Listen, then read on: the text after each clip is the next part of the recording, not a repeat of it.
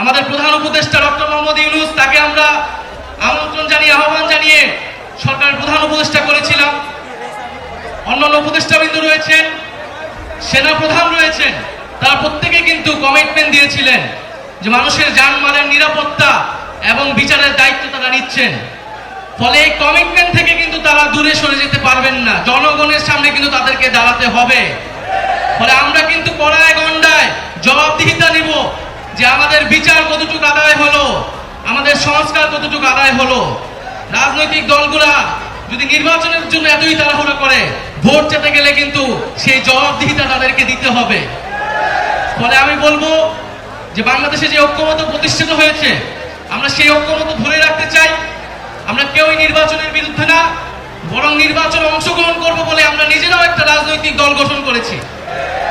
কিন্তু আমরা বলছি যে বিচার, সংস্কার এবং নির্বাচনের ক্ষেত্রে আমরা বলেছি গণপরিষদ নির্বাচন। কারণ এই জুলাই গণঅভ্যুত্থানের মধ্যে দিয়ে এই সংবিধান, এই ফ্যাসিস্ট সংবিধান অকার্যকর হয়েছে, ব্যর্থ প্রমাণিত হয়েছে। মানে জুলাই গণঅভ্যুত্থানকে একটি সাংবিধানিক স্বীকৃতি দিয়ে একটি নতুন একটি সংবিধান এই জাতিকে আমরা উপহার দিয়ে যাব ইনশাআল্লাহ।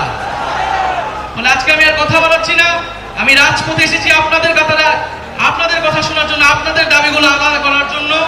আমাদের দেখা হবে, কথা হবে, আর আমরা সবাই যার যার জায়গা থেকে আইন শৃঙ্খলা বাহিনীকে সহায়তা করব। আমরা কেউ নিজেরা আইন হাতে তুলে নিব না। কোনো ধরনের মব তৈরির যে রাজনীতি, যে অপচেষ্টা চালানো হচ্ছে, বাংলাদেশকে, আমাদের ধর্ম ইসলামকে নেতিবাচকভাবে উপস্থাপনের চেষ্টা, ষড়যন্ত্র অনেক গ্রুপ করছে, আমরা সেগুলো প্রতিহত করব এবং আমরা সম্মিলিতভাবে আমাদের যে দাবি বিচার, সংস্কার এবং গণপরিষদ নির্বাচনের মাধ্যমে সংবিধান, সেটি আদায়ে খুব দ্রুত